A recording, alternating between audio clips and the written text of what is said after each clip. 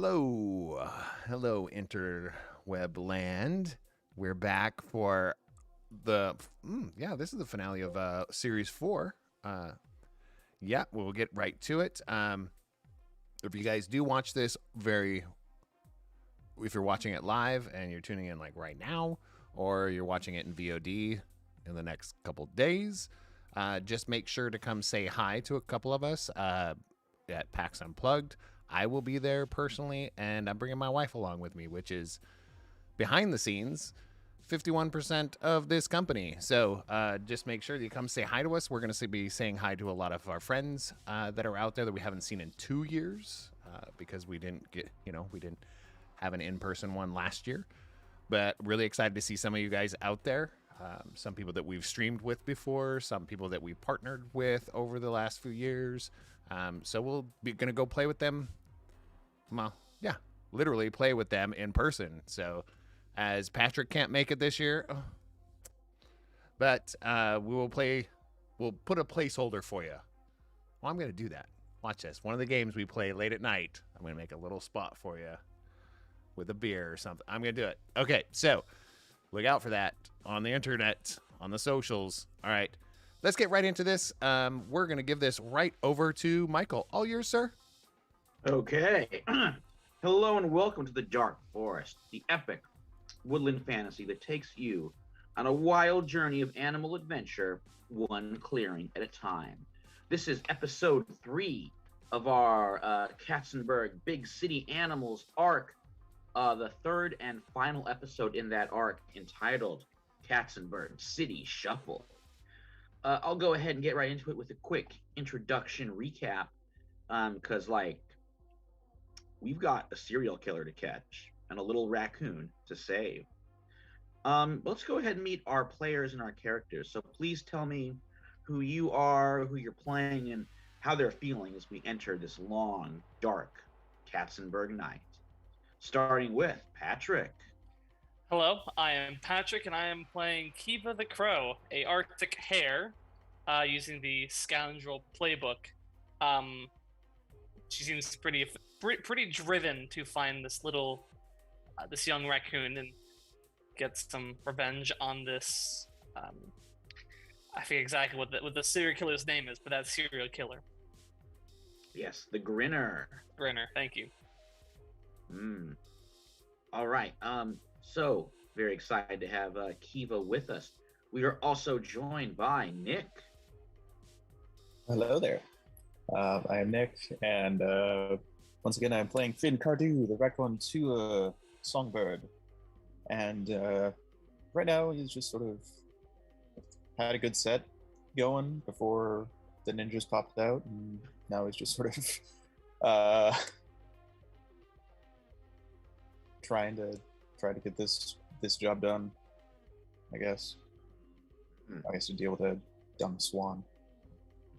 Yeah, a swan has kind of popped up to hamper your progress. We'll see what happens with that very soon as the game starts. Joining us as well, super happy to have her, of course, it is Kat. Hi, I'm Kat.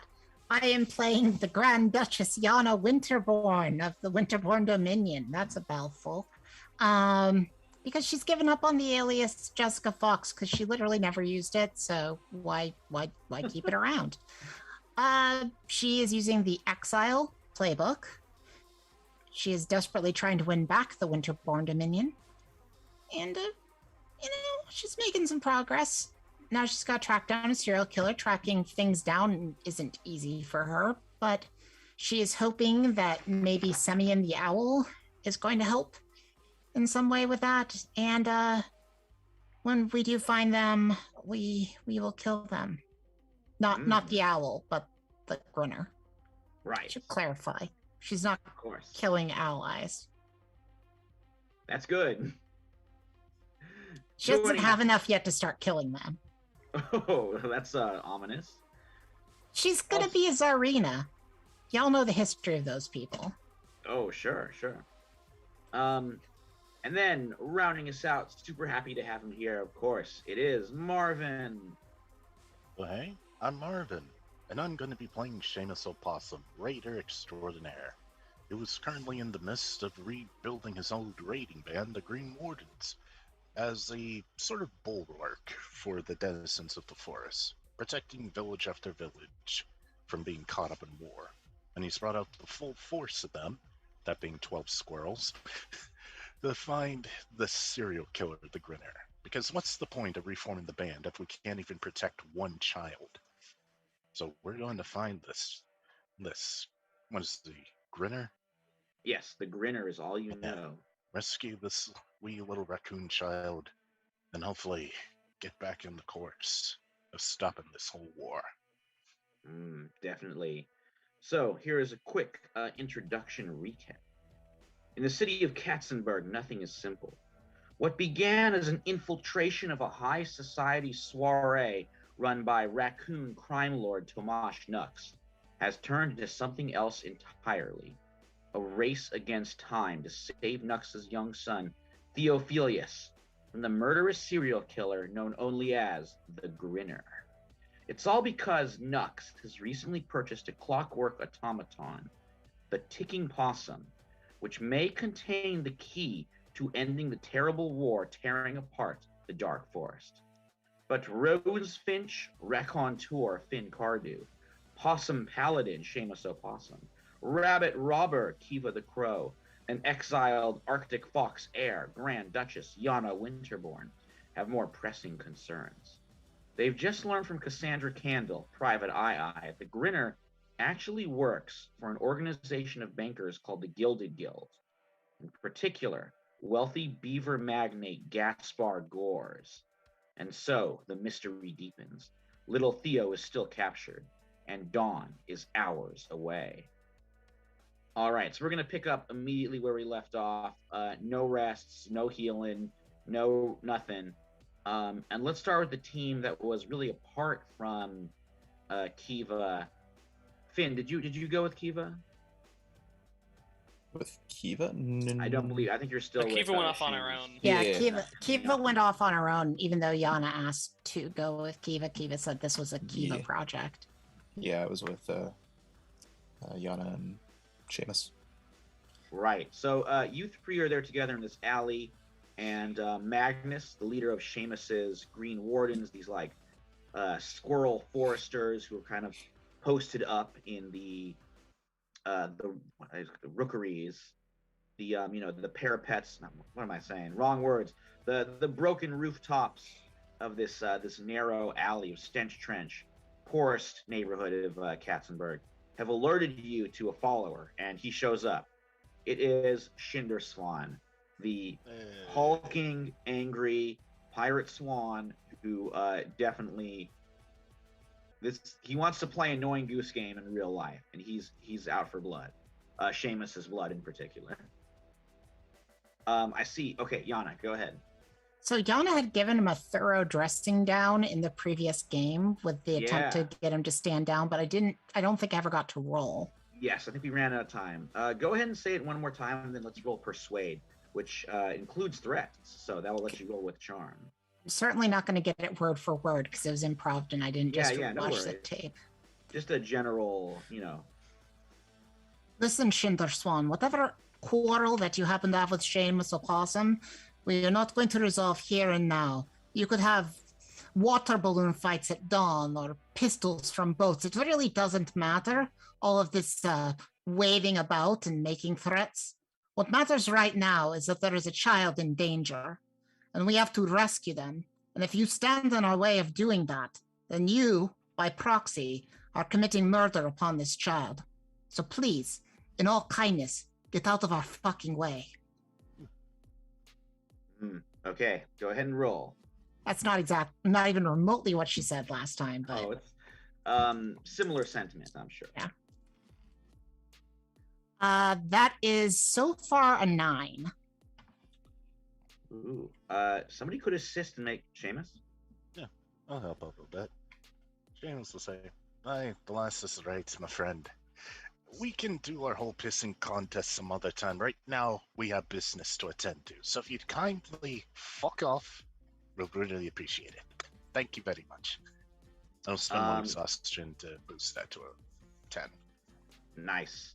Cinder Swan, like, he looks around.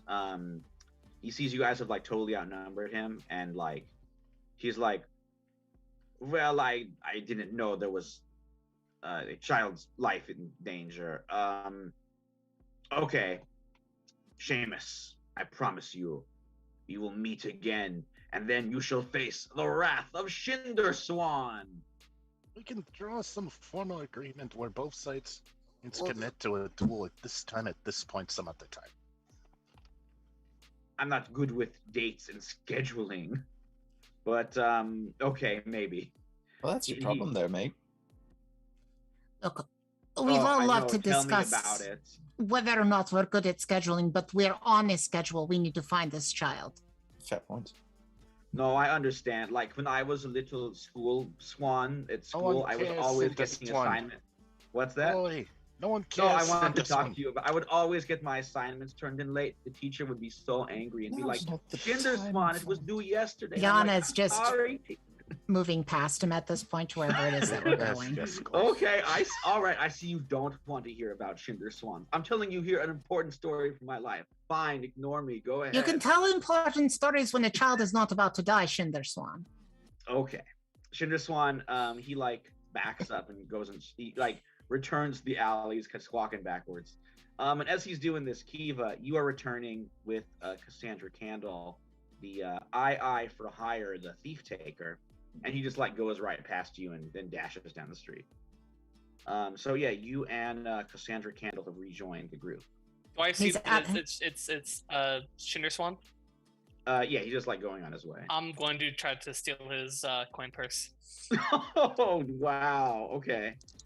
He has been a pain in our ass so yeah, long well, now. I mean, you did nearly destroy him a few times, so Swan wants revenge. Are we doing the pickpocket move? Yes, though it's actually one of the things I don't have marked off, so it's just a trust fate for me. All right, sounds But good. that's good for you. Still the same roll, actually. Yeah, let's see what you roll. Oh, that's a 12 plus 3, 15. Oh man, he doesn't even notice. You Wow. expertly pluck away his coin purse. You get It's like better three. for you to not be skilled in the actual skill. It's 6 of 1. Wow. I mean, as long as it's a finesse one, it's either or. But if it's a non-finesse one, yeah. But they're all finesse ones. Are they all finesse? Then yeah, Yeah. it doesn't really All- matter for yeah. me. All They're roguish roguish feats talents, are. they're all finesse. By, But as by I the get back way, go ahead. as I get back to the group, I toss the coin purse to Seamus Hmm. for our By the- troubles. By Seamus, the way, you when get- Seamus is, or not Seamus, when Cinder Swan's out of earshot, Yana goes, "This fucking guy." He's alright, folk. I mean, it's perfectly harmless once you get to know him a little bit. He's out for revenge because we supposedly wronged him when he was the one who attacked us first. His whole story background is pedantic. That's what it is. Regardless, what do you have for us, Kiva? What did I hear exactly that the group hasn't heard yet? Right. Okay, Seamus. So, by the way, the purse has 3 value in it. So Seamus can add that. What you heard? You heard that Cassandra's been, interviewing, researching, trying to investigate the Grinner killings. She thinks there is a connection to the Gilded Guild and Gaspar Gores. So, this I hear Cassandra. She's gonna help us of her own volition. She's also been investigating the Grinner. Turns out that they have something to do with the Gilded something or other, and Gaspard. She's like, yes, the Gilded Guilds, the sort of organization of bankers. They've bankrolled more than a few crimes these past years. How could I forget Gilded Guild? Yeah, I rolls right off s- the tongue. I saw that man at the shindig. Is that right? Yes, he was an attendee. Makes sense. He'd want a first-hand view of his ninjas doing the attack. Then he sends in the Grinner to kidnap the kid. All right. Well, lucky for you, Gaspar, or lucky for us, Gaspar Gore's address isn't exactly a secret. But is the kid gonna be there? I've got no idea. I can only hope. He at least can lead us to the lair of this Grinner. I think so, as long as we ask nicely. I mean, I don't see how nice is actually going to do anything if we just walk up there and ask nicely. You never know. Oh. Yeah. Yeah, I don't think. Yeah. That's fair point. Please, I forgot the name of the II already. It is Cassandra Candle. Cassandra, or Miss Candle, please lead the way. Of course. Stay close. And with that, you guys head out of Stench Trench and go to Amber Lane. It's a little bit of a journey. It's, the way across town, though. Katzenberg, not that hard to get from neighborhood to neighborhood if you know the right passage. But this is, go ahead, Seamus. Yeah, as we go, Seamus is just gonna signal to his squirrels to follow us discreetly. Okay, yeah, they stay like a little bit behind you, but the squirrel squad is tailing you. Yeah, and you guys go to Amber Lane, which is the most wealthy, exclusive residential district in the entire town. Coiner's Corners is like kind of the business place, the financial center, but this is where the ultra rich have their estates. So there's all sorts of like humongous mansions, townhouses, walled off behind huge gates, expertly sculpted hedges and gardens. It is, the total opposite of Stench Trench.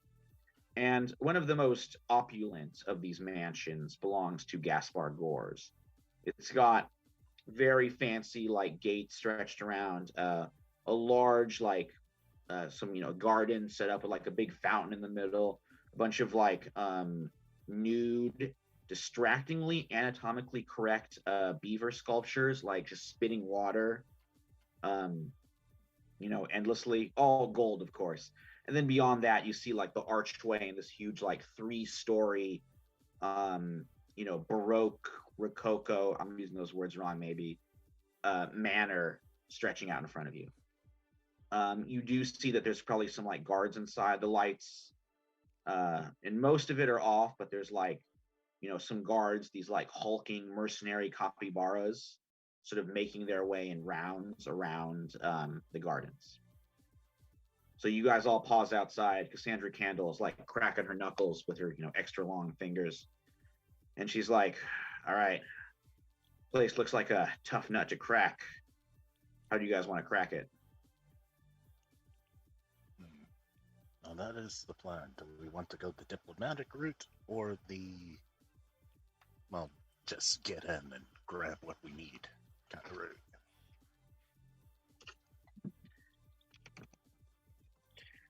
I mean, I'm always for the non-traditional routes. But, as time is of the essence, and maybe diplomatic might be the fastest. Just get in through the door and then switch tactics. Why not both? Yeah. Why not both? Why not? And I are on diplomacy. The rest of you can sneak, yes? I'm not much of a sneaky person. I grab the mask, I put it on, and says, I can be on my own. I got this.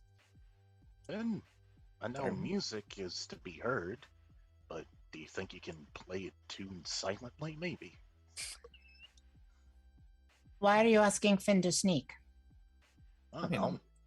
Oh, Finn does not need to sneak. Okay. I'll just sneak up while you guys go in diplomatically so I can get a better angle on what's going on. Here, Yana hands you off the Corsair's grapple. Okay. Which is a +1 for acrobatics rolls. So if you're trying to climb a wall, that's helpful. Exceedingly. Cassandra Candle says, "All right, I'll go with the rest of you guys going in the front in case you need any facts from me." Kiva, try and find Gorza's office. Why don't you go with Kiva? She's like, yeah, okay, I might as well. I'm pretty good. Kiva's- You know, I'm a born climber. You're right. Exactly. And also, I think it will arouse your suspicions if I'm traveling with a bodyguard and a bard. Yeah, fair enough. I do tend to get people's attention. Mhm. Okay, let's do it. Hey. Oh, and then Magnus of the Squirrel Foresters is like, Seamus, boss, what should we do? Right. All of you, I want you to scope out the house front to back, see if there's any entrances or exits that we may have missed. Just making Okay. sure all points are covered. We'll check it out. Aye. Face- Is Semian visible in the sky, or is Semian currently not? Probably not. I'm You not know what? gonna worry about Give me a trust fate luck roll. It's I mean he's like circling the city, so he might be over this area, but he might not be. it. That's an 8. So Okay. He's in the neighborhood, but he's not like so if you like look over and squint through the night sky, you can see this white shape floating around. But he's not super close to Gaspar Gore's mansion. okay, Yana will tell one of the raccoons, when you see the owl fly overhead, signal him down and let him know that we're in the house currently. Okay. Just so that he's squirrels. updated on our location. Right. You squirrels, you mean. Squirrels, sorry. Yeah. Yes. Okay. Yeah, when the squirrels like snaps off a salute and was like, yes, ma'am, and dashes off.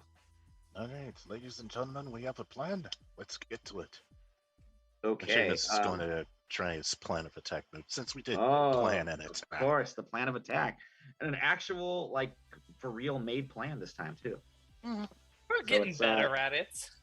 Oh, for sure, for sure. This like, you know, it ties into the fiction. So that's a 3, and that's a 6 for a total of 12. Nice. So I hold 3. Very cool. Okay, Yana, Seamus, and Finn will do your scene first. There's a little bell outside to like get people's attention. So I guess yeah, you can ring that. Yeah. All right. After that, the capybara guards come by, open it up. They're like, you know, these two huge rodents, these like big snub noses, like heavy cudgels, battle axes in their belts. They're like, why are you here at this hour?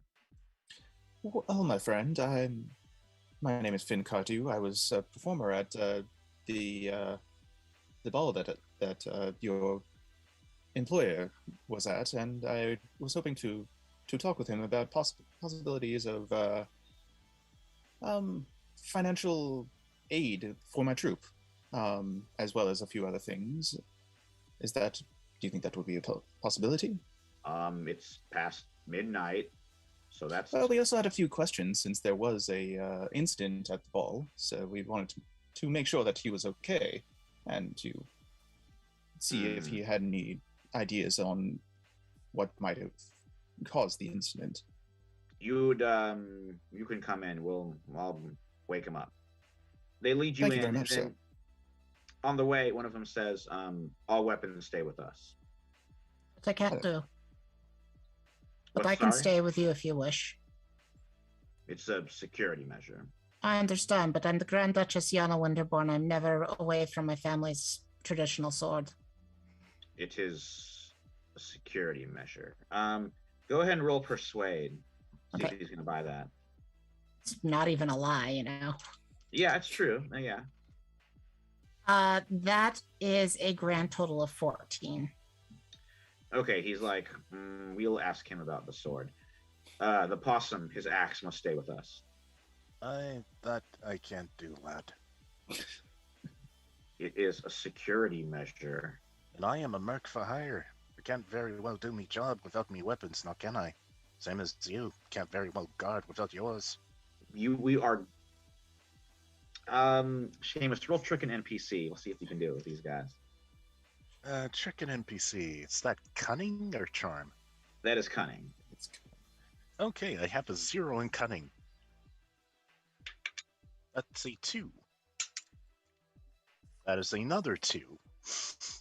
Okay. I could spend all 3 hold on this, but I don't think that's a good idea. Seamus is my bodyguard. I apologize if he has stepped out of line at all with you gentlemen. It is important that he be able to protect me. Many people are looking to take my head. He's However, if it isn't necessary for him to remain outside, this can be done. But then it is very, very imperative that I have my own sword upon me. We will ask Mr. Gores about your sword. The possum leaves his axe here. He stays outside. It's a security measure. All right. Seamus, do you wish to stay outside? Well, if the big capybara gentleman here wants me to stay outside, sure. I ain't letting go of my axe again. You never know when you might need it. I think you will be fine to be outside. Besides, enemies might come from any direction. Aye. He will stay outside. Very well, and I'll have a chat with my friend here. Seems like a nice old chap. Let's make a split okay. the party. Yeah. All right, Finn. Do you have any like visible weapons on you? I know there's like the assassin's ood, but that's concealed, so they wouldn't know that that's there. I do have a dagger, which I will relinquish. Yeah, they take the dagger. They'll give it back to you when you're done. Yeah. Okay, they bring you into this humongous parlor. One of them, has you sit down on a little couch. Another one goes up to wake up Gaspar. And then go ahead. Oh, in a little while. Oh my God. Okay, you go. Do you mind if we went with the royalty angle a bit more than the performer angle? They seem to be more into that. Yeah, okay. No, yeah. It did seem, yeah. We can flip the script as sort of like a we're checking in on him as well as, as questions that he might have. Yeah, so in just a little while, Gaspar Gores comes down. He's wearing a long dressing gown, one of those sleeping caps with a big tassel on it. And he comes down and is like, "Oh, Finn Cardew, and I see you brought a friend." Oh, we'll go with your angle. Well, this is Grand Duchess Yana Winterborn. I don't know. I do believe you might have known of her, or at least have. I don't think we're acquainted. I saw her at the ball before those, before those ninjas burst in. Ooh. But I don't believe I had the chance to shake your paw. So, put her there. Well, it's nice to meet you. Yes, I was going to be introduced around the ball by Mr. Knox, but unfortunately, everything happened to be cut a bit short. Oh, dreadful, dreadful business. So, speaking of that, we'll cut away real quick. Meanwhile, Kiva, you and Cassandra Candle sneak around the back, and you're going to try and get over to that second story. Or, maybe find some other way in. What's the plan here? Well, it's hard to tell exactly where his office would be, but I assume probably close to his bedroom, maybe? Yeah, that's a fair assessment. Which I guess we have no idea where that is. Yeah, I guess best to opportunity to get to the second floor and then sort of sneak in through there. Okay, why don't you give me the acrobatics with that grappling hook? Awesome. I don't need to trust fate, but I still get to roll by +3. Finesse. I rolled 6 on the dice and then +4, 10. Oh, nice. Okay, with a quick swing, it flies up, hooks onto an open balcony. You're able to climb to the second floor. And then you're able to you can kind of look around. You peer through a few doorways, and pretty soon you do come to a office. There's some desks, humongous solid wood desk, fancy gilded ornaments all over it, and then lots of shelves of different files and such around it. Cassandra Candle's you're looking for off the books business dealings. Look for things that are hidden he wouldn't have, his contract killer in his day planner. So do what you can, see if we can find any records of transactions and maybe a location. So Kiva, why don't you, I could see maybe read a tense situation. Okay. Not my strong suit. Okay. -1. All right.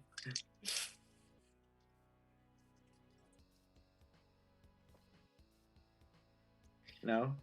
Unfortunately not. That's a total 4. Yeah, it's hidden really well. You cannot find anything that seems, I mean, there's lots of business dealings. A lot of them are shady, but there's nothing about the Grinner. Then as you were looking, Cassandra's like, puts her finger up, and you hear some footsteps coming down the hall. I'm gonna find the darkest corner I can and pull out my crossbow. Oh man. Okay. Give me a sneak roll real quick. You have sneak. 7. Okay. You can avoid getting caught. It means you will not find any clues in this area. If you are caught, you will find a clue right before you are caught. I'll get caught. Okay. I'm in the crow mask, so. Okay. So like just as you dash in the darkest corner, and you actually see there is a like one of the, like a grandfather clock next to you. You kind of like jab it and it like slides open. Cassandra Candle's with you, and she points out there was like a little book like hidden inside the gears of this clock. I quickly grab it, slide it to her, and push her out of the way as I pull the crossbow, whoever then come through that door. Yeah, it is one of those capybara guards who was just like making his rounds, and he like pokes his head in and like 100% sees you. All right. Meanwhile, while this is going on, the conversation is happening between Gaspar, Iana, Seamus. Or Seamus is outside. We'll check in with him in a second. With Iana and Finn. So, yeah, Gaspar is like, dreadful business. Yes. Unfortunately, you're happening to investigate such dreadful business right now. Yes. You're investigating? Yeah. Of course. I mean, it is a tragedy that the young, what was his name again? Theophilus. Yes. Theophilus. Yeah, or Yes. Theo. Yes, the young Theo was supposedly taken by a serial killer, I believe. By the name of the Grinner. Horrible. It's dreadful, quite dreadful. So, it seems Tomasz is hiring anyone to, we volunteered to try and find the young lad. So, I totally understand, but I just don't see what that has to do with me. So, I mean, there's a serial killer in the neighborhood abducting rich people. Surely, as a very strong member of society, you might be the next target. Oh, I said, well, thank you for bringing that up, but I am well guarded. These capybaras, they're some strong creatures, so I'm certain I'll be okay. But thank you for your concern. That may be so, but if a fellow as well guarded as Thomas Nux had his son taken in the middle of his home, then clearly this serial killer is quite adept at what he does. I suppose so. Well, I will greatly increase my my precautions, and I do thank you for this timely warning. Of course. I do appreciate it. So, is there anything else? Well, you wouldn't happen to know anything besides these awful rumors of this fellow, would you? He says, no more than I read in the papers. I was as surprised as you were about this attack tonight. Someone can roll a figure someone out if they want. I can do that, or I would love to let Finn do that because I think it's based on cunning. sure. I think it's charm actually. Is figure so- someone out charm? Is it? I'm looking at it right now. Yeah, it does say charm. Tense situation is cunning, which you could also do. Oh well, I'll do figure someone out, and you can do read a tense situation. Sure. Okay. I can't do read a tense situation. Okay. So Yana, let's go ahead and do the figure someone out first. Okay, so the figure someone out, I have an 11. Okay, you can ask 3 questions. So it's a really good roll. Yeah, I totally forgot that figure someone out was charm. Let's see. So number 1, I do kind of want to know, like, does this seem like he's telling the truth that he knows nothing about the Grinner? Because we could be on a wild goose chase. And I want to make sure that that's not the case. He is not telling the truth. He definitely knows something about the Grinner. Okay. Let's see. I guess, what does he intend to do? Right now, I think he's still bluffing. You can tell that, like, he's lying to you. He's a good liar. He is a little confused about why you're there as well. Like, he knows about the Grinner, but he's not in total control of this situation. Right. So probably just like he wants you guys to leave. And I guess, how could I get this character to crack and say something incriminating? If you could, like, shove some evidence that, like, he knows the Grinner and threaten him with, blackmail about that would definitely break him. Okay, Finn, would you like to roll to read a tense situation? Yeah, I rolled while you were doing the other one. Oh, sure. Let's see here. With that, I rolled a 9 on the dice, so I believe that is a 12. Oh, wow. All right. So what 3 questions would you like to ask? I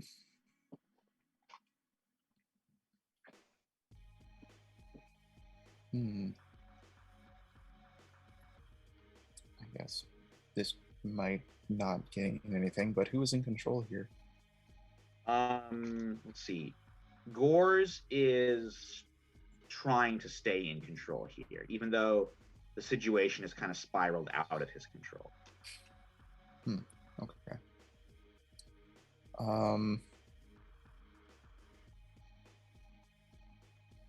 With Yana's thing, we sort of know the best way in. Well, I guess, what should I be on the lookout for? You, like, look up in that, like, a big fancy stairwell leading up to the 2nd floor, and you see Kiva, like, being stuck there. You can, like, peer into the office where you see Kiva and Capybara, like, charging in. Okay. Let's see.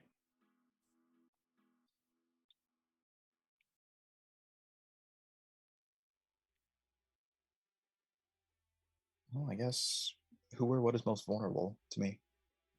I think it is definitely Gaspar, because he still thinks, like, you're buying his lies. Gotcha. Okay. Okay, so we'll check in with Kiva in a second. Seamus, you were outside. Oh, I should say, Nan Nevers did go with you. Is she still there? I would think she is. Probably has an investment in trying to find the sport kid too. Oh yeah. So I mean, I think she's probably outside with you. And she's like, didn't want to give up your axe, eh, mate? Not at all. I mean, really, man. The axe, our weapons, they're part of us, you know? Giving it up is like giving up a piece of yourself. Like me arm. I don't want to give up me arm. She's like, yeah, I respect that. Just, I don't know. There's days, sometimes I wish I didn't have to pick up that sword at all, you know what I mean? But it's the world we live in, man. Yeah, it's true enough. But to be honest, I think I might have a bit of something that might help out our friends on the inside. Oh yeah. Hey, see that guard? Still guarding the entrance. Uh huh. Follow my lead. All Seamus is right. gonna walk up to the guard and say, "Yeah, well, it's a good operation you have here with your guards everywhere. But I do see some flaws in it, mate." He's like, I we handle the security. There are no flaws. Ah, not even the flaw of there being a killer in your midst. What? Sorry. A killer in your midst, lad. Right under your noses, as a matter of fact. What are you talking about? What am I talking about? Isn't it your job to have the area secured? The area is secured. And you don't even know. It's like you're standing out here guarding what exactly? Your boss? I think we all know your boss. It's not exactly the most moral of individuals, is he? I suppose not, but he pays our wages. But is that the only thing you need, lad? Wages? Serving someone like him? Don't you want to serve something better than that? Live more than just wages. Live for yourselves. Live for a higher cause. He like pauses and he's like, "Yeah, I mean, I used to think like that. It's why I became a soldier in the first place. But well, you know how it is. Like, you go over and fight, and it becomes just a job, and you just end up serving warlords, and after warlord, and it's dangerous. You get older. Right now, like this job, nobody really bothers Mr. Gore. It's just to stand around. I get paid a good wage. I get dental, which like for a capybara, you get those teeth that come in. That's really important. But you're selling your soul for your teeth, mate. I'm here, and not just as a mercenary, but I'm trying to build something for all of us, where we don't have to serve pieces of shite like your so-called boss right now. And you can help me with that, mate. All of you can. There's a better life for you out there. If only you would take it. And he's trying to use, what's the move? A just cause on this guy. Ooh, okay. I like it. Let me give this a real quick check myself. Yeah. Is this in the Raider playbook? No, it's a move I took a while ago in the Champion. The Champion. Okay. Yeah, here it is. Mhm. Yeah, when you threaten authority on behalf of the downtrodden, mark notoriety. So you can mark. I mean, the Gilded Guild is kind of a faction. Okay. So yeah, go ahead and roll with might. Right up. It's -1 with the Gilded Guild. Roll with might. That's a 5. And that's another 5 for a total of 13. Whoa. Oh man. Okay. So it says they got to have a concession or attack you. Yeah. You know what? I think you get through to this guy. Like, he was once an idealistic young capybara warrior who has just become, a beaten down mercenary who's just like, earning a wage. So he's like, maybe you're right. It's been a long time since I've fought for a cause I've actually believed in. Yeah, I think I'm going to go in there and just tell him I resign, like right now. Maybe I'll get some of the other guys to come in with me. Aye. That would be for the best light. All right. There's a place Thanks, among the Seamus. Green Wardens for you, if you ever want to come with us. What's your dental like? It's decent. I keep tabs on all the finances, so we can afford to pay dental for a lot of our troops.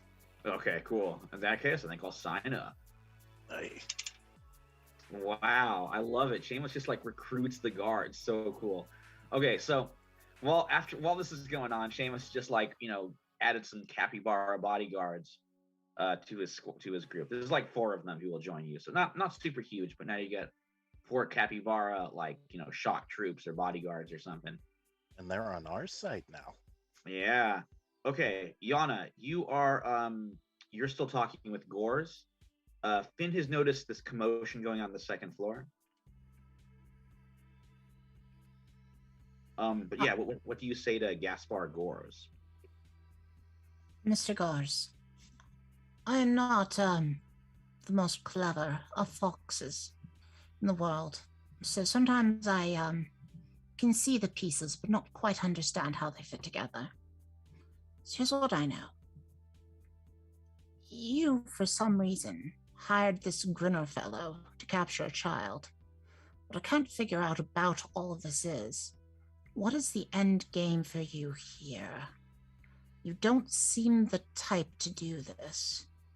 If there's somebody higher up than you pulling your strings, I'd be very keen to find out a name and know if I have a face to place with it. You do know that the death of a child never goes well with a community. There is no way to keep your hands clean. I apologize if this is a bit blunt, but it is the middle of the night. Obviously, we're not here selling tickets to the theater. He's like, well, you've certainly been watching the wrong show. I never asked the Grinner to kidnap the Nux boy. I had nothing to do with what happened tonight at all. And I think you should leave my house immediately. But if you really think about it, the Grinner doesn't really seem like the type to be asking about a clockwork possum or. What's more? But on the other hand, you, my friend, that it could be worth quite a bit of money. So, and you think I want a little trinket that's worth some money? Look at my mansion. You think I need money? You don't know anything, and I'm tired of having this conversation. No. Mr. I'm not Gores. saying. No, go for Mr. it. Gores, I am only bringing you knowledge that I already know, that several people already know. Things are already in the works.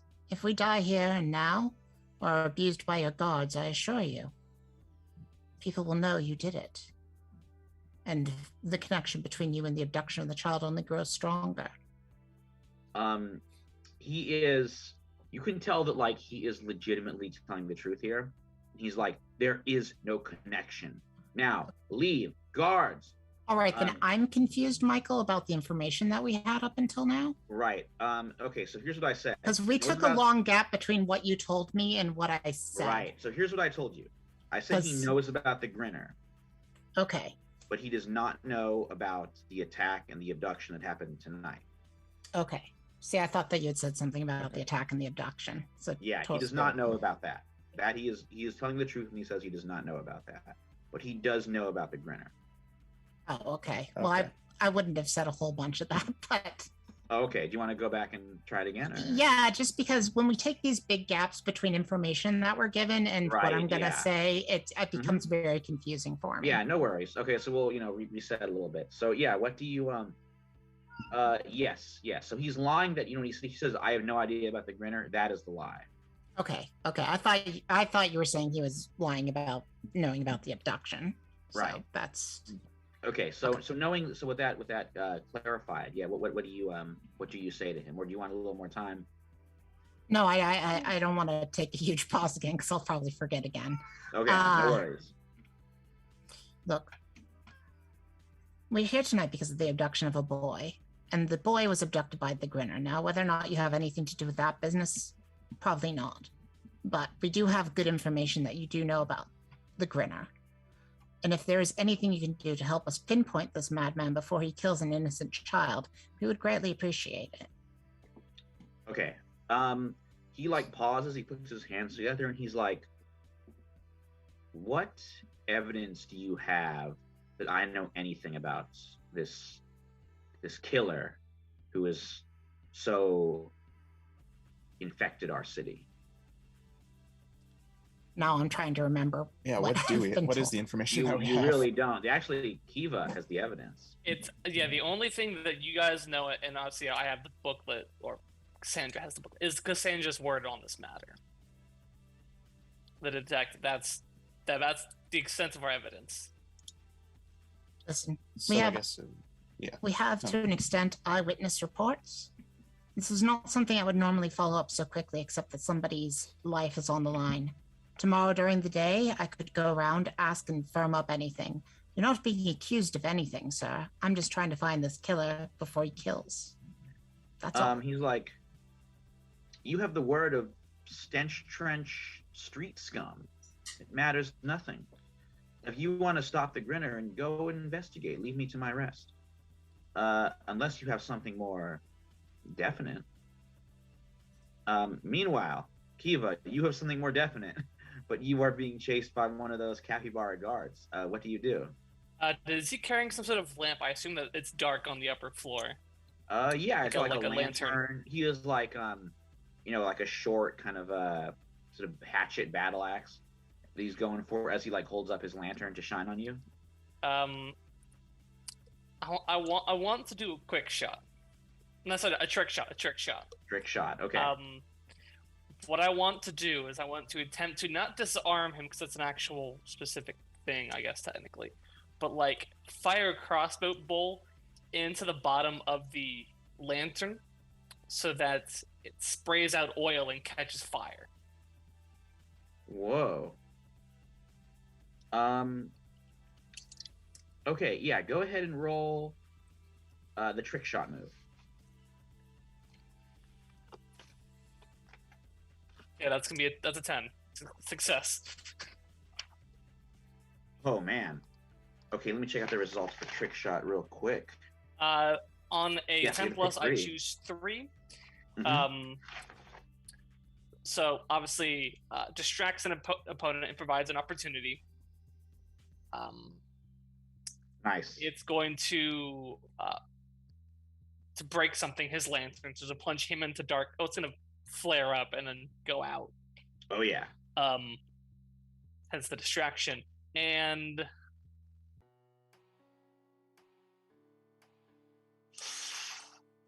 I want to hit a second target. I want to hit him in the thigh. Ooh, to slow him down? Yeah. Perfect. Yeah, you just you fire this crossbow, twing, twing, twing, puts out the light, slams into his thigh, he collapses. You're able to dash through, Cassandra Candle following you with that book. I was going to go out the window.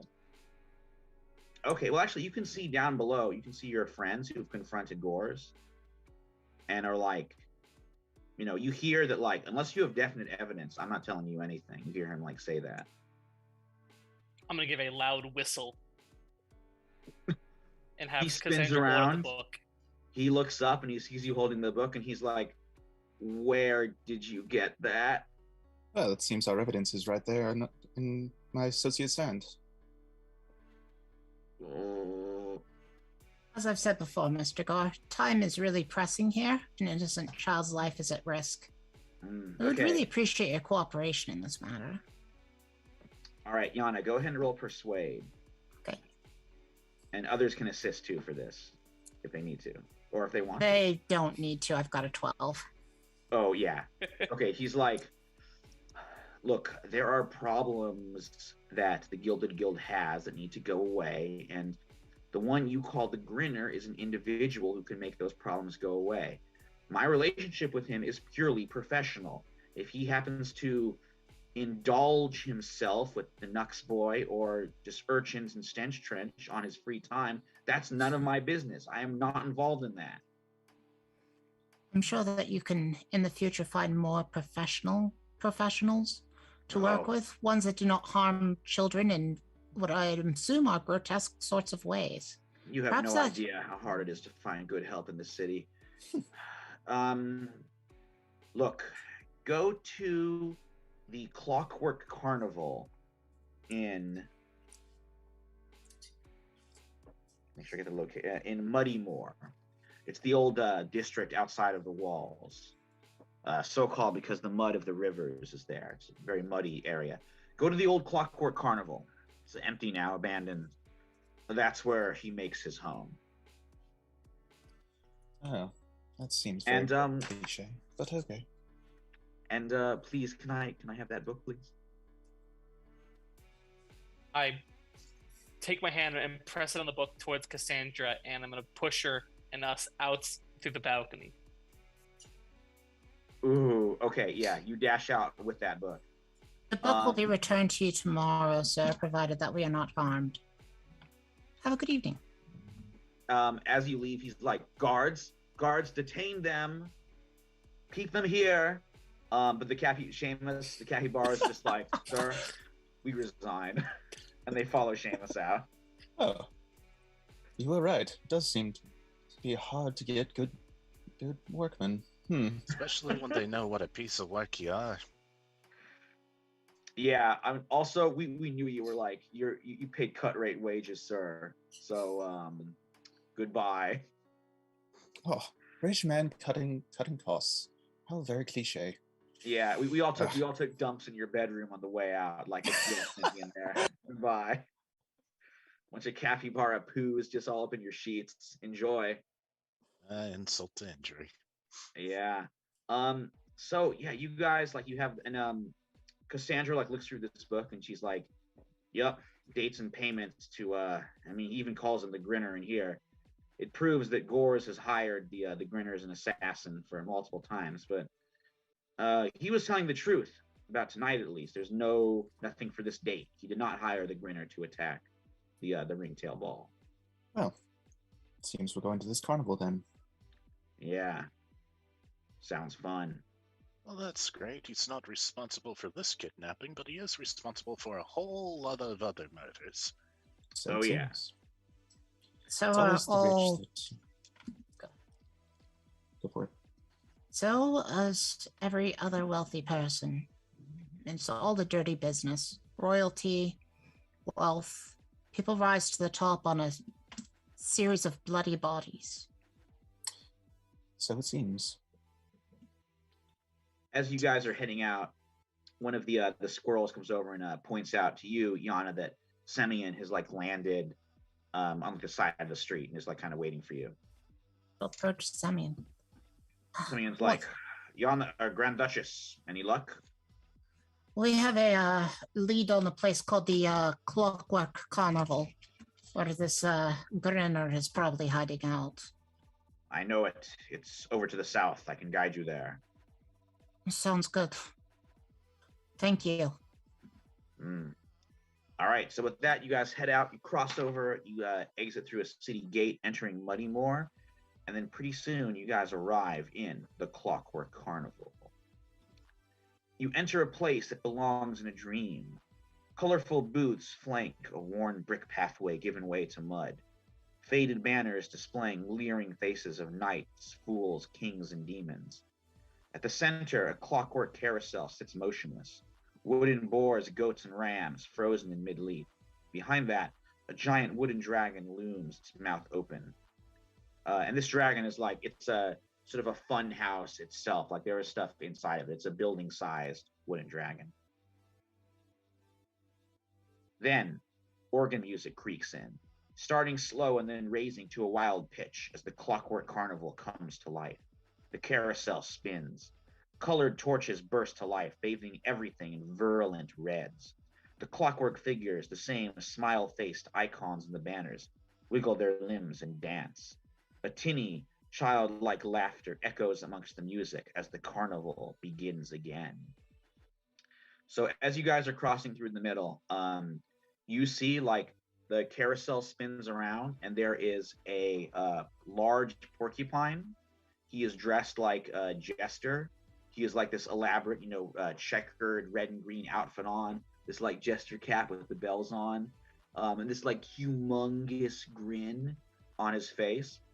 He is like riding on one of these carousels. He like takes a huge crossbow out of his coat and fires a crossbow bolt at you that has a explosive like gunpowder charge. It blasts to life. It's going to do a decent amount of damage unless you guys can like do something to stop this. And even if you do, it might still hurt you. I would like to attempt to parry it.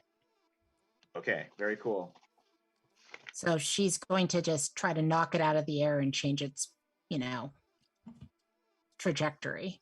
Unless somebody's got a better idea. It does say when you try to parry the attacks of an enemy at close range, so I don't know if you do it okay, here. well then never mind. Can I attempt a trick shot?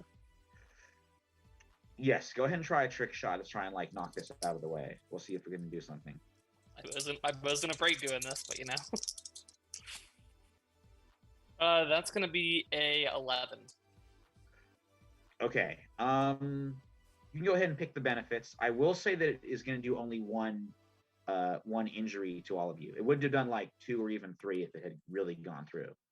So everybody still takes 1 injury. I'm going to absorb that with my armor. Yeah, armor can take that. Would arrowproof take this? Kind of It is an explosion. explosive, so no. Yeah, afraid not. With that, I'm going to pick. It's going to knock something over. So it's going to knock it off trajectory and out of our way. And then is there? I'm gonna have it kind of hit near him as a distraction. Ooh, okay. And yeah, that's it. Okay, very cool. So yeah, he like shoots this explosive crossbow, letting out this weird like yipping laughter. And Kiva, your arrow like shoots out the same moment, hits it, it goes to the side. The blaster like flashes into you, knocks a whole bunch of you guys over. Does some damage, but like you're definitely on the more away from the blast radius. He like leaps down from the carousel as your arrow like twangs off and like zooms real close to him. Yana. I'd be a super awesome action hero and like run through this particular blaze and attack him. Yeah, go for it. Nice. Straight up engage in melee. Okay. And what she snarls at him is child killer. And because you know she hates that shit. Yeah, I mean, who doesn't? Who doesn't? Yeah, we are anti-child killer here on Time and Tabletop. I'll say it. Coming out strong in defense of the lives of kids. Yeah. All right. Well, it was a bad roll for her, but it's still an 8. Okay. So you get to pick one. I do get to pick one. Yeah, I'm going to honestly, I'm going to try to frighten him. I'm not doing the serious harm and I'm not doing the suffer little harm. I want to scare this dude. Nice. I want to like wipe the smile off his face. Right. Okay. So he sees you coming. He has that weird childlike laughter, and he's like, "Ooh, someone new to play with." And then what do you do? Just when he finishes delivering that, it's just a quick slice, just sort of up the front of him, so that it's just indicated like she's not playing. This isn't fun for her. She's gonna butcher him in a like intense kind of way. Oh, nice. Just like a spurt of blood coming out of his jester costume. Yeah. He does fight back. Like he pulls out kind of like a nasty sickle knife and like, slashes it across you. So you are going to take 2 harm. Okay, sure. I'm going to absorb one of those and then take one of those. Okay. So one's going on the armor and one's going on her. Okay, but you did definitely do some damage to him. Okay. Then he actually leaps back from the from Yana. Like after he cuts you, he like dashes back. He like moves over into the shadows where there's all those like clockwork statues, and you hear like more of that laughter, and he's like, "Ooh, I think all of you are going to be fun to play with." And he is like kind of fading into the shadows there and trying to hide amongst the other clockwork figures. I'm guessing it's somebody else's turn now. So yeah, who is so Seamus or Finn? What would you like to do here?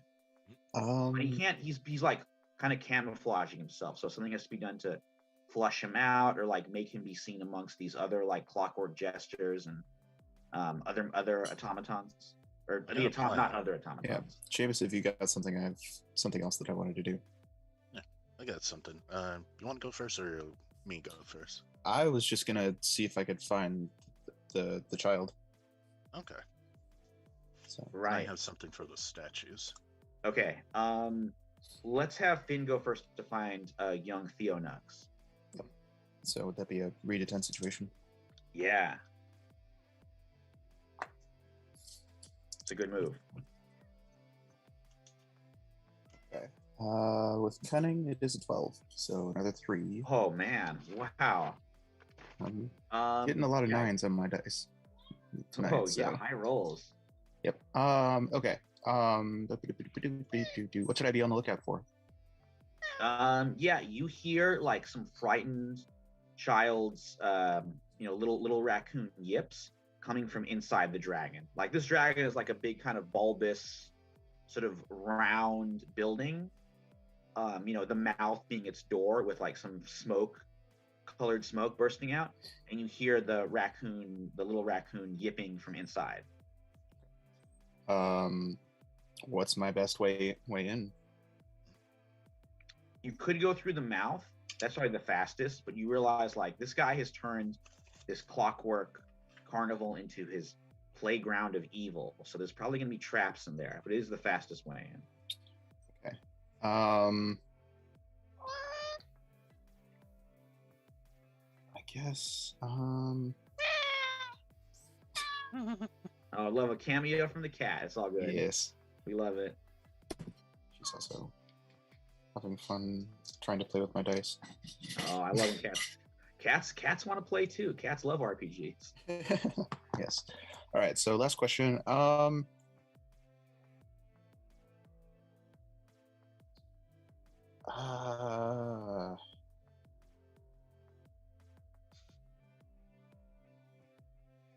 guess. What is most vulnerable to me? Ooh, let me see. I think you realize like there's clockwork mechanisms inside that are running the carnival. And if you can like stop them, the carnival will like turn off. Okay.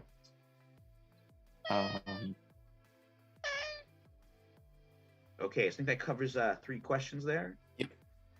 All right, let's check in with Seamus. All right, so first I'm gonna ask, who do I have with me? Do I have my squirrels? Do I have the capybaras? Do I have Nan? Yeah, you can have all of them if you want. All right. You think you would have brought them here? All right, I'm just gonna point to everyone and point at those statues. I don't care if it's a statue or if it's the Grinner itself, but wreck everything in here so he doesn't have anywhere to hide. Avoid that statue though. And Seamus is going to point to what was it, a dragon? Yeah, or it's more of a building kind of shaped like a dragon. Yeah, but the one where he has the child in. Avoid that one though. But everything else, fair game. Max is like, got it. Gonna pull out my other axe, Wrath, for this, so I get a +1 on wreck something. Oh, nice. Okay, yeah, go ahead and roll. Yep, and we're going to wreck some stuff. That's a 1. Maybe not. Okay. That's another 1. Oh no. So that's a 6. Do I have plan of attack? Ooh, I want to say no. That was for the breaking into Gaspar Gorse's estate. That's not related to this. And we never used one of those points. Damn. So it's a 6 in total, unless anyone helps. Someone can move it to a 7. Yeah, I guess I can help. I think how I would though. I honestly can't figure out how I would, where I would have volunteered, but You're just wrecking things, right? We're wrecking Yeah, the trying to statues, destroy so he the doesn't extra statues. have anything to hide. I'm gonna point out what looks to be some sort of like loose or sort of like just sort of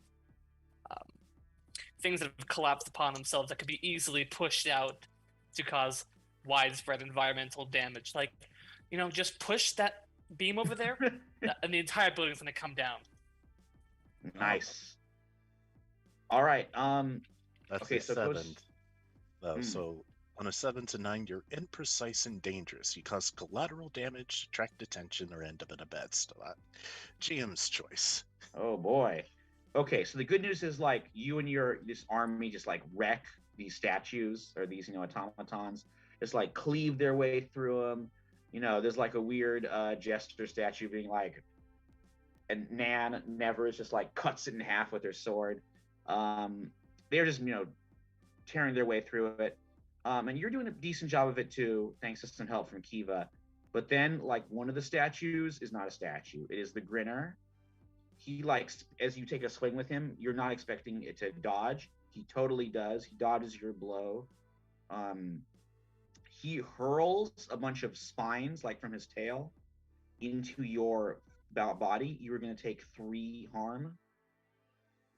Armor can affect this, but you are. Oh yeah, go ahead. Is arrow-proof something that could work for this? Yeah, they're spines, so yeah, they're very arrow-like. So yeah. So first, I think for arrow-proof, it's what the first range. Yeah. Ignore the first hit dealing injury from arrows that you suffer in a scene. Nice. So Okay, just that's hide only 2 behind my harm. shield. Yeah, he like hurdles this whale of spines. You just bust out the shield. Thunk, thunk, thunk, thunk, thunk. You do take the other 2, or maybe your armor gets it. I can spend like, how much is it? 1 wear for 1 injury? I think so. Yeah. So I'll spend 2 wear to ignore that 2 injury. Okay. Got 1 wear left. Yeah, it's like they're like spines just like riddling your shield and your armor. Then the Grinner like dashes off and he's like, "Can't catch me!" And he dives into the smoke coming from the dragon. So he is now inside that building. All right, let me hear from. I think it's Yana's turn now. Yana's up. It's Kiva's turn now. Oh, my bad. Of course, Kiva. We know that the kid's inside the statue, right? Yes, the building. Yeah, And it's probably full of traps. You can, yeah. Finn, you think like you know that he's been living in this area for a long time. He's got it working how he wants it to. So there's probably traps in there that he knows, how to avoid. But if you just like went into the smoky entrance, the odds are you would get hit with a trap. Well, good thing I'm pretty lucky. I'm gonna rush right in. Oh boy. Okay. Let's see. I mean, this would be like we're not doing disabled. Okay, give me acrobatics. Plunge into danger. 10. Whew. I rolled a 7 plus 3. Hell yeah. You charge in. You're like, you do hear a tripwire going as you cross through it. And then like just out of good luck, your head's to the side as a like nasty scythe swings down, misses your head completely. Looking for the kid. Yes. All right. So inside's like a big open kind of crazy funhouse area. There's like, crazy mirrors in one area. It's kind of dark and smoky, so it's hard to see the Grinner. But you do see poor Theo, who is dangling from like a rope from the ceiling above like the clockwork part of this dragon, this like mass of gears that's keeping the whole carnival going. And if he like falls into it, he will get totally chewed up and killed. And he's like dangling from a rope. And you're hearing the Grinner's voice like echo around, like, "Ooh, more people, more beasts come into play. Come on, enjoy yourself."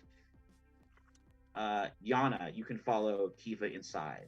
Okay, great. Because her plan was to follow step by step what Kiva was doing, other than when the one trap went off. But it's easy to avoid a trap when it gets set off. Oh, totally. So. Yeah, thanks to Kiva, no traps get you as you go through the entrance. Okay, There great. could still So be there's more lurking around inside, though.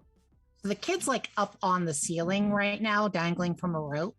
Yeah, it's like wrapped around his feet. He's like a little, raccoon cub, so he's very small. Is there anything that I can use? Because I would have the Corsair's grapple back by now. Is there anything that I can use to like latch onto myself to get up there to that kid?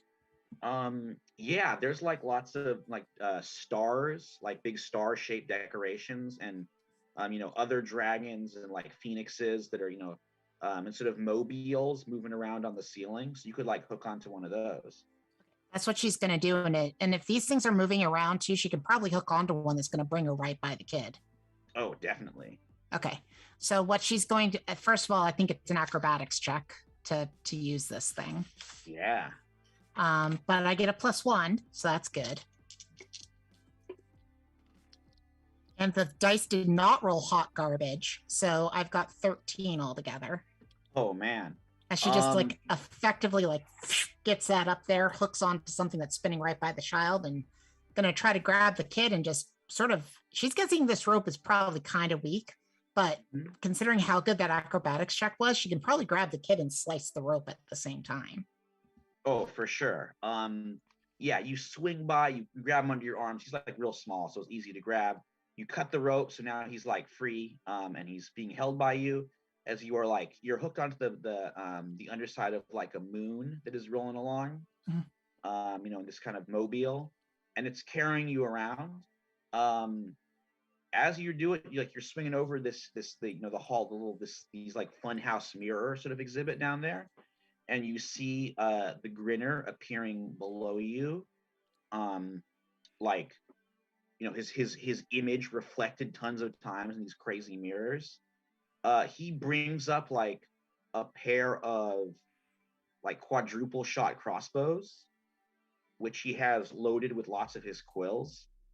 And he is like, oh no, playmates get to come and stay here, they don't get to leave. And he just opens fire on you with all of those. Can I say something really quickly though? He is frightened of me currently because I did impose that on him. Oh, that's true. Good point. So I would like to get something out of that. Okay. I think he will hesitate. He'll miss a lot of them, so you'll take 2 instead of 3 harm. Okay. Because she was going to try to reflect her own face in the funhouse mirrors. Describe that if you want. That's super cool.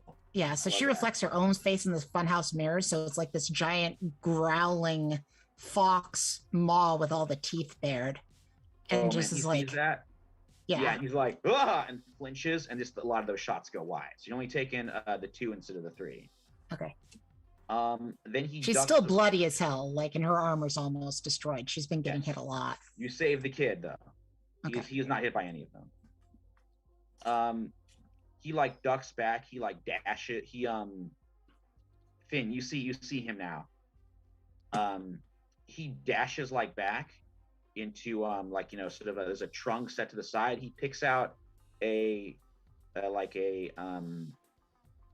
sort of like a Chinese fire lance, if you know those, like an early kind of rocket weapon. Oh. Okay.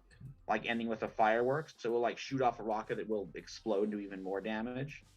And he like hauls it up, and you see him getting a one of those colored torches and going to put it to the wick to send a rocket, maybe up at Kiva, maybe up at Yana, maybe at Kiva, who's inside too, maybe at you. So what do you do? Well, with that situation going on, that changes up what I had planned. I was planning on turning off the carnival, but with that, I'm actually going to try and confuse his senses. Basically, I'm just going to rush him, and pulling out my instrument, I make this ungodly noise. Ooh. Awesome. Okay, go ahead and roll confuse senses. That's not as good as it was. 5 with finesse, just barely an 8. Okay. You have just a few moments. So he is like about to launch it. It probably will be launched in the next turn. But for the moment, Yana and Kiva are safe as you like make this terrible racket, and he like just grabs his ears. He has the sort of the rocket launcher like tucked under his arm, and he's like, "Oh, turn it off, make it stop." Seamus, this is when you charge in. Oh yes, and charging Seamus is going to do. Going to try and cut him down before he gets that rocket off. Okay. Give me gonna go for just engage in melee. Yeah, that's about all I can do because I don't have vicious strike. Okay. Would he count as a group though? I know there's some moves that can make. I'm afraid not. He is one guy. Okay, so just regular engage in melee. Yeah. That's a 4, and that's a 5 plus 3 might, 12. Nice. And for this, do I have to announce I'm using large and sharp on my axe before the attack? You can announce it now to do the extra harm. Yeah, so I'll mark 1 wear on raft for think sharp, and then mark 1 exhaustion on Seamus for large to do an extra 2 damage. Wow. Okay, and you get to pick 3 bonuses there. Right. Inflict serious harm. Oh man. So that's okay. 4 harm in total. Whoa. Suffer little harm in case that rocket launcher actually goes off, point blank. And then I'm going to dismay my foe. Nice. Well, you do kill him. The rocket launcher will go off, and it will do. I'm gonna say only one harm to you. But yeah, how do you take him out? Alright, from that sound Finn makes, has him distracted. Seamus is just going to use the opportunity, come up right behind him, and cleave him in half. Oh man. And then, of course, the explosion. Yeah. So the blast, like he's just like splits his skull, keeps going for a while. Yana shields the kid's eyes, by the way. Oh yeah, he doesn't. Don't worry, he doesn't see this thing. Yeah, his skull just like coming apart, and then the blast like goes over into his body and just blows him to pieces. Seamus, the harm is most of it's from like his quills. Some of them do poke into you after he's explodes. Yeah. Also, Seamus is fully exhausted. Yeah, maybe like after he just like tumbles back. His remains like collapse next to that clockwork engine making the whole thing go. Seamus just collapses next to him, and then like all around you guys, the crazy carnival is still just going on by itself as finally some silence comes from the Grinner. Would you allow I have Seamus as my family, which is when I help them fulfill their nature, which I believe for Seamus is to attack a dangerous, oppressive, or villainous NPC. Yeah. So would you say that I helped him and therefore we could clear exhaustion? Yeah, go for it. Yeah. Okay, so exhaustion is cleared. All right, nice. Okay, so the Grinner is defeated. We're gonna cut ahead a little bit. You guys bring little Theo Nux back to his father's, who are just so happy to see him safe. Tomash is like, Yana Winterborn, I know I promised that I said we could make an arrangement, but this goes beyond that. You guys can, of course, have the ticking possum. But Yana, you saved my son. So whatever you need, money, mercenaries, you have only to ask.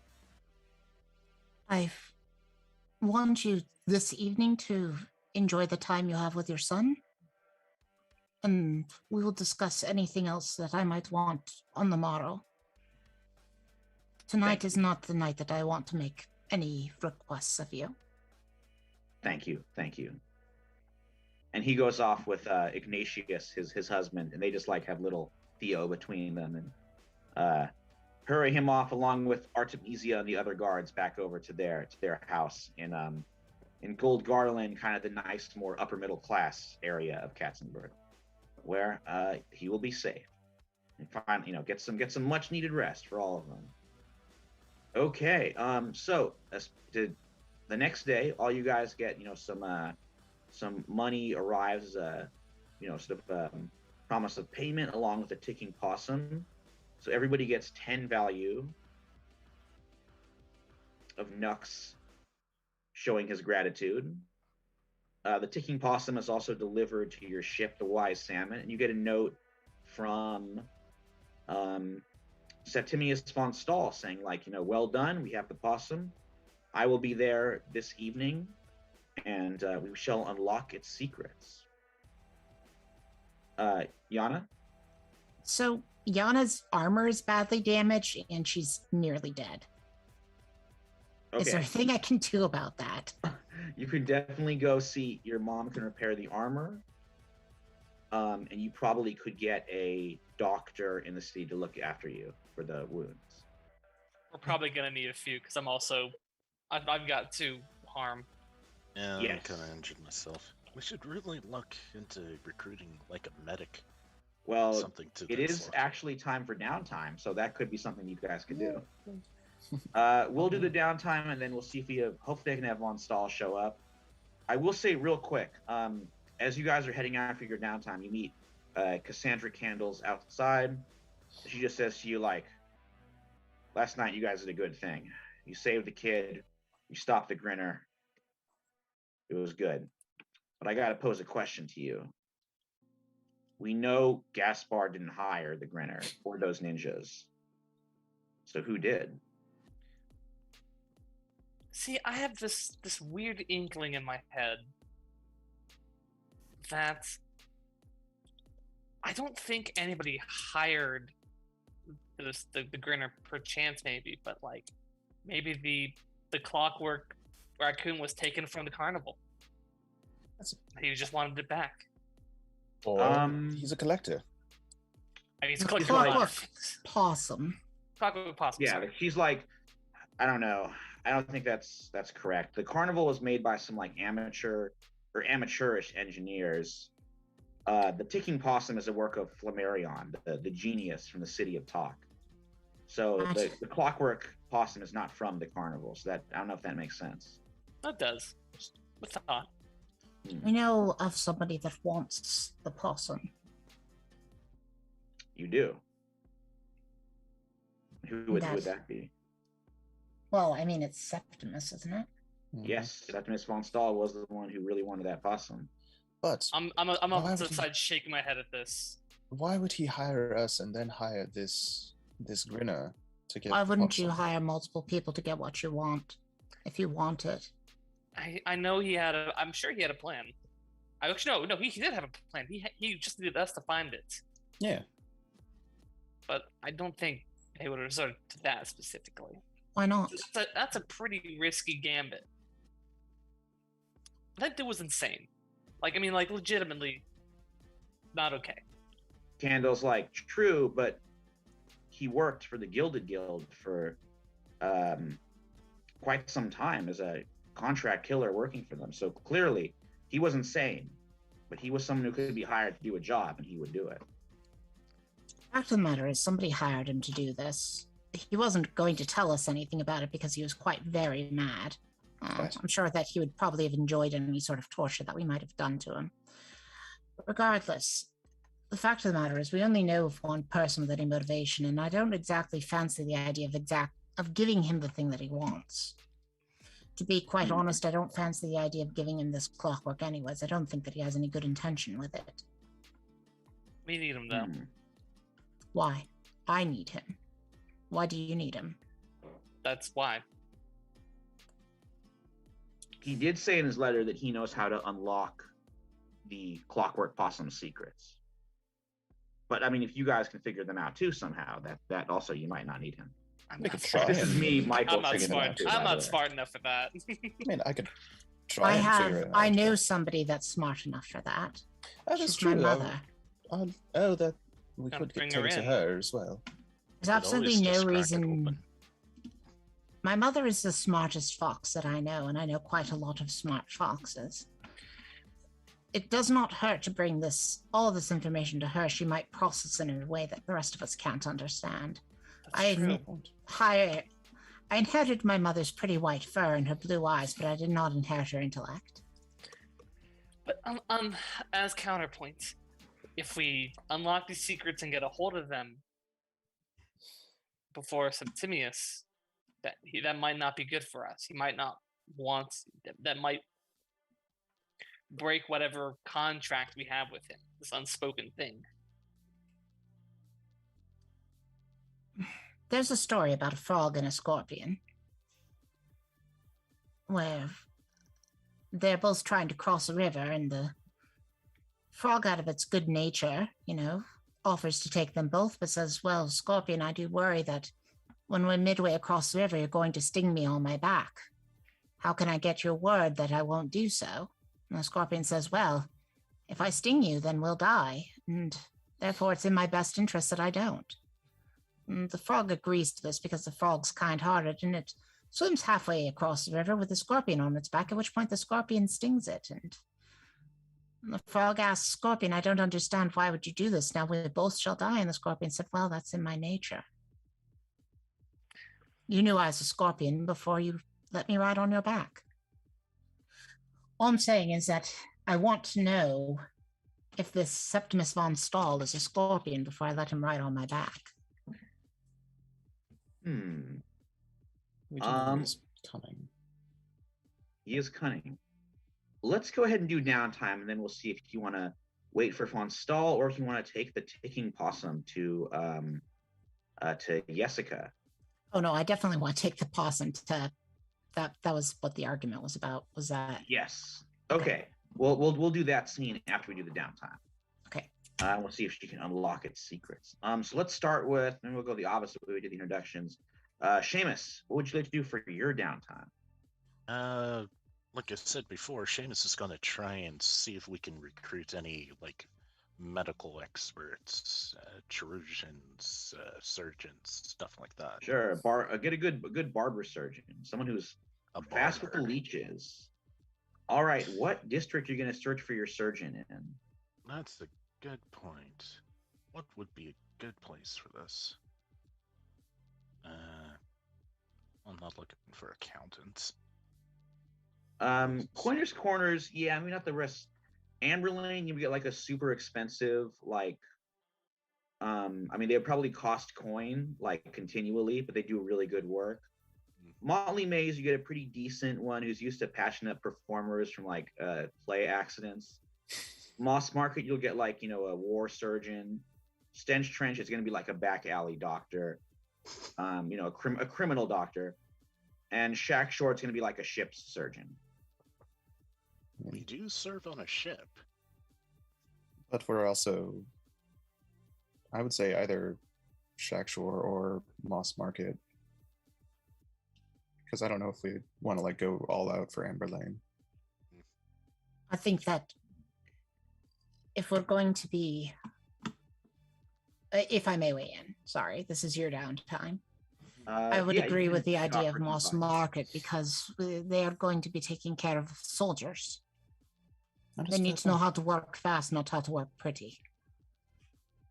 A surgeon you find in Amber Lane is good for making sure the scars are not noticeable.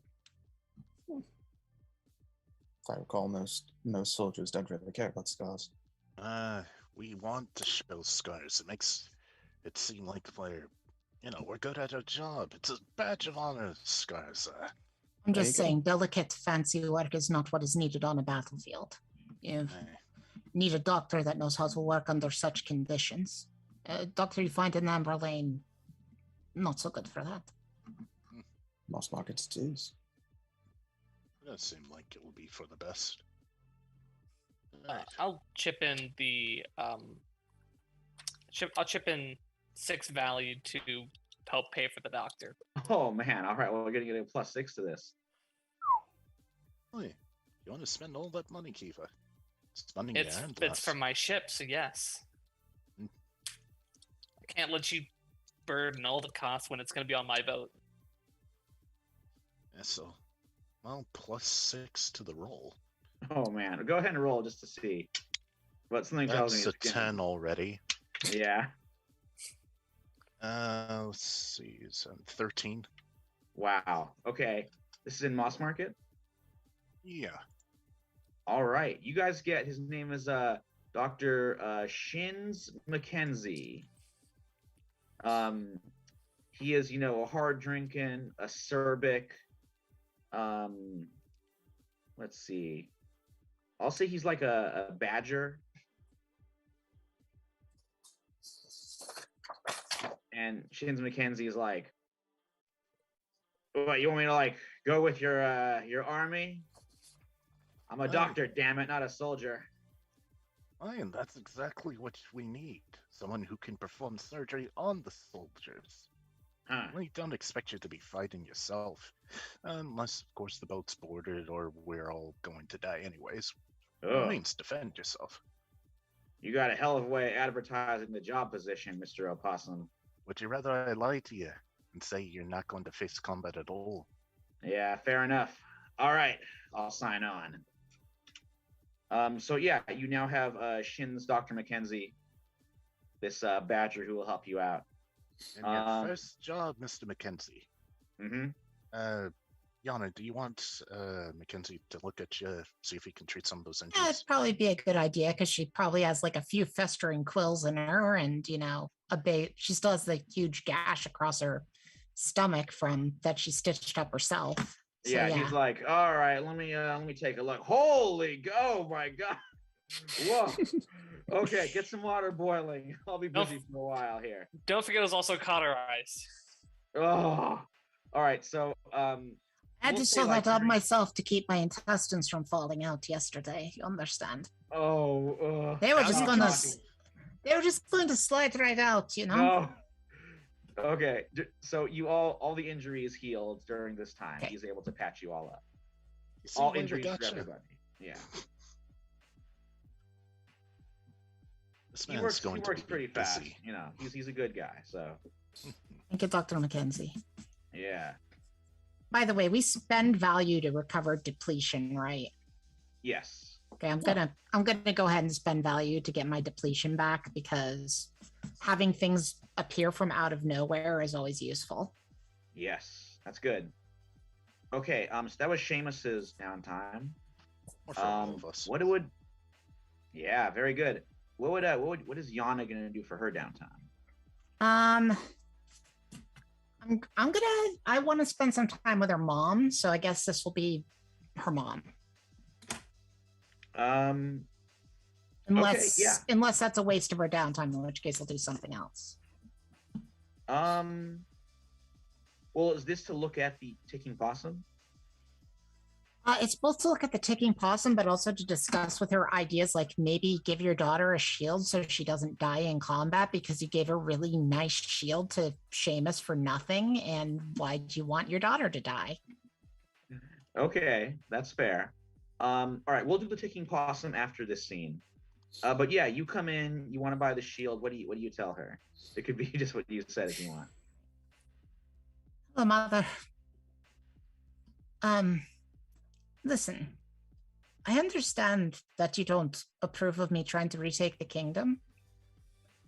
And I understand to an extent your reasoning.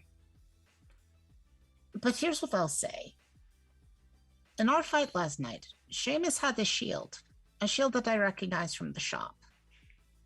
She's And like, it- the king of kite shields. Yes, it's a The very king good of kite shield. shields. It is a very nice shield, and it caused him to take pretty much no injury at all. I, on the other hand, nearly died, Mother. Ooh. And it is not because I do not have skills, it is because I do not have the equipment that Seamus has.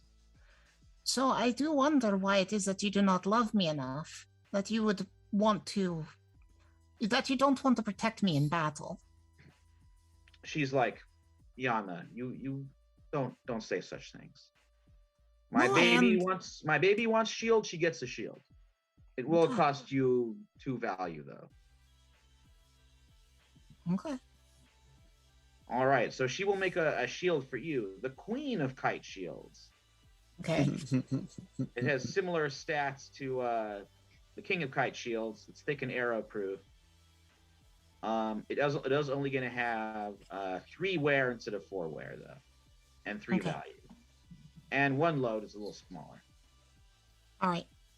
But she makes that, and she says, "Oh, but Yana, it's not that I don't approve of you trying to take the crown. I love you. I love everything you do. I'm proud of you.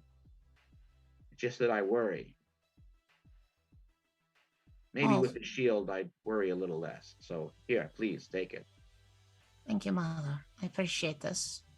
I'm sorry if I laid it on a bit thick. I do not know. It is weird to feel jealousy for a friend.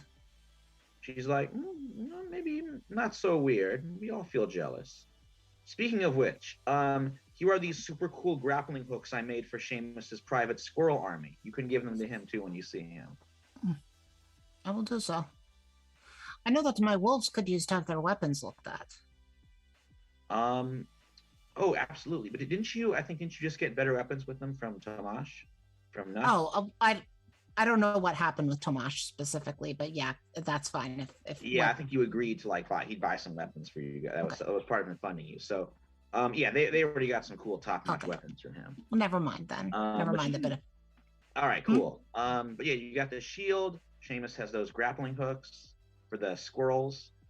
All right. Let's Mother, move on. I do have one more question. Oh, because I just of course. remembered about the wolves and their weapons. Mm-hmm. Could you make a siege weapon? She's like, ooh, I could, but it would take a few days. What sort of siege weapon are you thinking of? Something that can blow down a wall. Ooh, thinking like a catapult, trebuchet. Something like that. Something we can launch from a ship to a fortified structure. I will see what I can do, but I may have to ship it to you if you leave the city. A ram? Ram I could do. I'll see. I'll think about it. Whatever you can come up with. Wars are not won with swords alone. She's like, please, little Yana, don't talk of wars.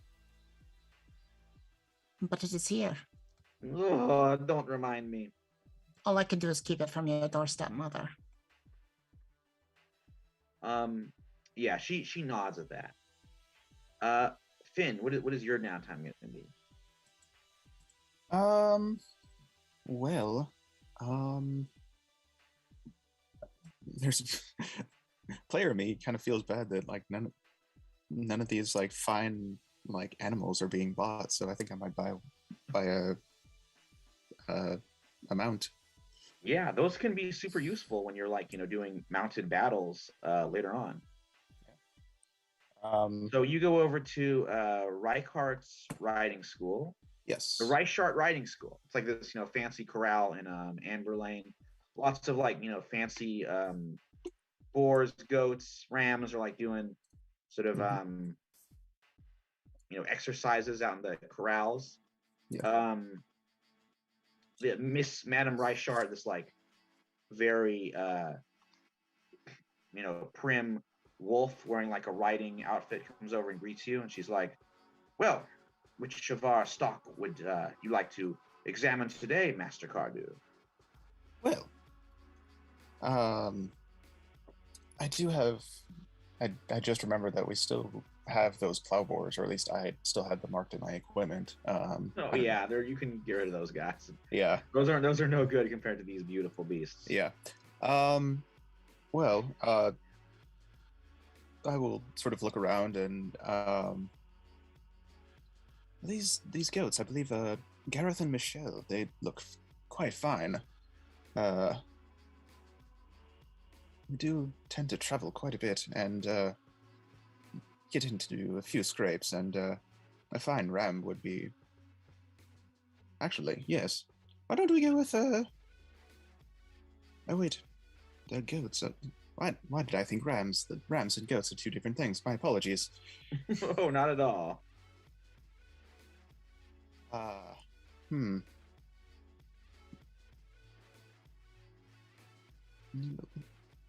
So you're gonna go for Gareth, the gambling goat, or Michelle, the mouflon? I mean, which one is like the most fancy looking, just for the fun of it? Oh man. I mean, I think Gareth is like not super fancy. He's a more like all around just mount. Michelle is pretty fancy because she's like a mountain goat. So, or mouflons are like those goats with those like kind of crazy horns. They're from like the Carpathian eras. Not an ibex, different kind of mountain goat. But she's like super nimble. She looks pretty fancy, but she's like she's good for like mountainous terrain. She could like run up a castle wall pretty much. So yeah, very good at anything steep or craggy. Well, she sounds perfect, and I can even dress her for any performances that we might have for our troupe. She does seem to have quite the fur on her. Miss Reichhardt is like, oh yes, she is excellent at taking directions. Well, very good. You can mount her and ride her out. Sounds good. And I will spend that 6 value from Michelle. Nice. Okay, so now you have Michelle the Mouflon. Apologies to any Mouflons if I'm pronouncing that wrong. I might be. Let's check in with Kiva for her downtime. Oof.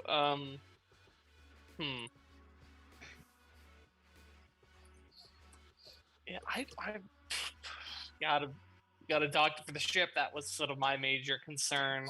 I need to get a new bow, since mine's a new crossbow because mine's completely destroyed.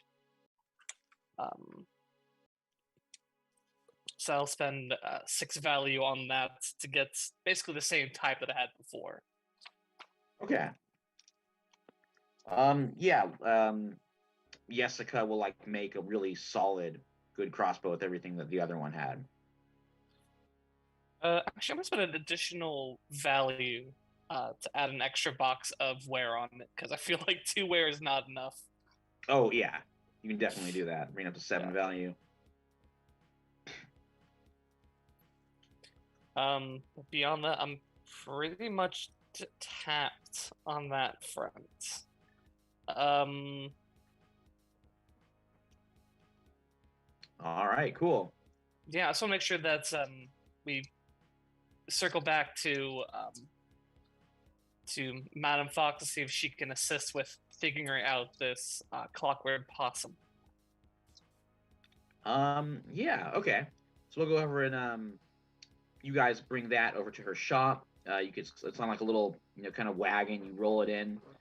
It is again this like dressed up possum instead of like a fancy kind of silken velvet outfit with like carved wooden fur, this like fake muzzle.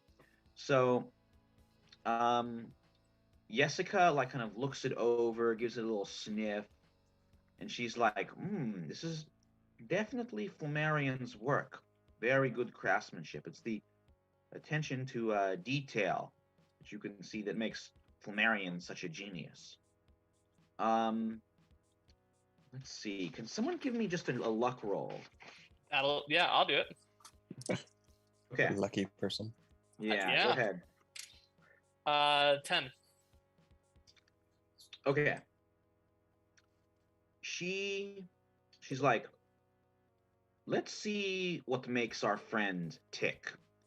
And she like wrenches open the shirt, and you can see, the clockwork mechanisms there. And at the center, he's got like this heart. And there is sort of a key that's like stuck inside the heart that is like making the whole thing go. So she grabs it and she like pulls it out. And then all of a sudden, the entire ticking possum starts to move and then speak. There's like cylinders inside that are connecting, and like this rattling, tinny, distant voice comes out of its mouth that like falls open. And it says, "Congratulations, you've pulled out my heart. Now you've got the key. Go to talk. Seek my father, Flammarion. He didn't want the key found, and he doesn't want it used to unlock anything. He forced himself to forget, but you went and found it anyway. You'd better see him in his workshop and talk and help him remember. Maybe he made a mistake. He's been wrong before." And the message goes limp, and the possum is a still automaton once again. Jessica holds this key and like hands it to you, Yana. And she's like, "So, Flammarion made this. He made this key. It must unlock something else. I think you need to go see him." It would appear so, Mother, but there is another who wants this. I cannot figure out what his motivations are. Yana, is Esther Essen with you? I don't think you brought her to that party last night, or I didn't bring her to the party, but I mean, she'd be here. Okay. Because the party's going to go to like past midnight. It's not. Yeah, it's past her bedtime for sure. Esther is like, well, he said it was. Didn't he say it was a way to end the war? So, I mean, maybe it's some powerful force that could stop both sides from fighting, or make sure like one side had an ultimate advantage so the other side wouldn't want to fight. It is, I think, more likely to be the case, the second option. I think that he is looking for a great weapon.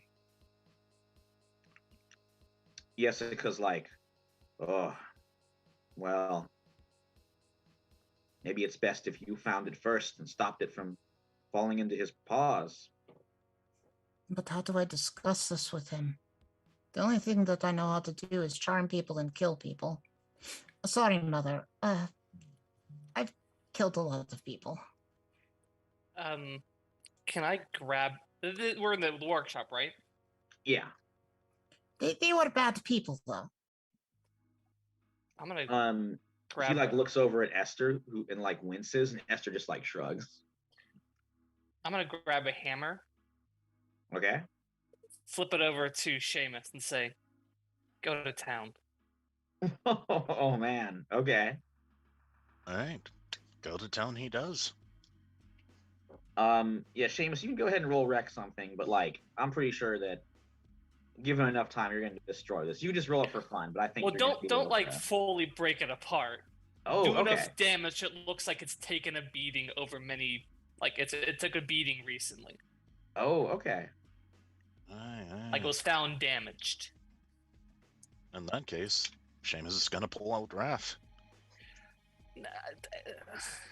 I do We don't like want this. to cut it. We don't before- want to cut it to pieces. Just bang it so it doesn't work Wait. anymore.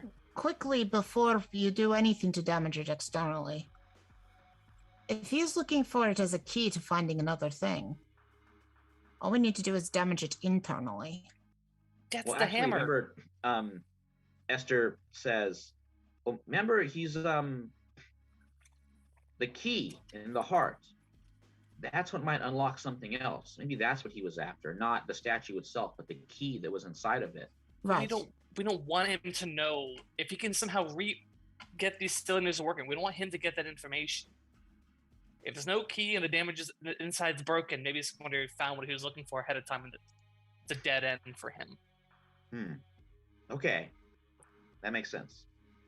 All I'm saying is don't make it obvious on the outside, just Internal. internal. I know that. You be precise when I break something apart, don't worry. Shall I roll? Yeah, Seamus, go ahead. Alright. That's a 3. And that's another 3 plus 4, 10. Okay, yeah, you damage it just the way you want to. Then we can give it to him. He won't be the wiser. Just a myth. A myth that proved to be untrue. Okay. Jessica says, maybe it would be best if you didn't give it to him in person. I think you should go to talk as soon as you can, because he knows something is there. So either, even if he doesn't have the key, he knows what he seeks is in talk. It's best if you find it before he gets there. But should we just not have a meeting with him? He already expects us. Does he not? She's like, well, you could, but then again, you do have a boat. You could easily sail away. And talk is reachable by the river. Yeah, these are things the player doesn't know, so I'm trying to figure it out. Okay, yeah, she would know this. And yeah, talk is accessible via the river. You can just sail up there. You're just gonna ghost Timius. You could go Septimius. I It mean, does seem like that's the suggestion. I mean, you could try and see him in person and fool him if you want to as well. Are we good Well, at that? What do we want to do? Do we want to end the war on the Grand Sable Empire's terms or our own terms? I If vote you for the end, latter myself. may I say something, Seamus? The ending the war on the Grand Sable Empire's means that the Grand Sable Empire rules everything. That is the end goal of the Grand Sable Empire. Right. Correct me if I'm wrong about the motivations of the Empire, little Esther. She's like, well, I don't know about everything, but they want the Dark Forest. And Von Stahl, my father has talked about him. He's an expansionist. I mean, if the Grand Stable Empire like rules the Dark Forest, then there is technically peace in the Dark Forest because they've taken it over. Exactly. And That's a if fair point. he has the Winterborn Dominion as an ally, putting someone who is already a friend on the throne.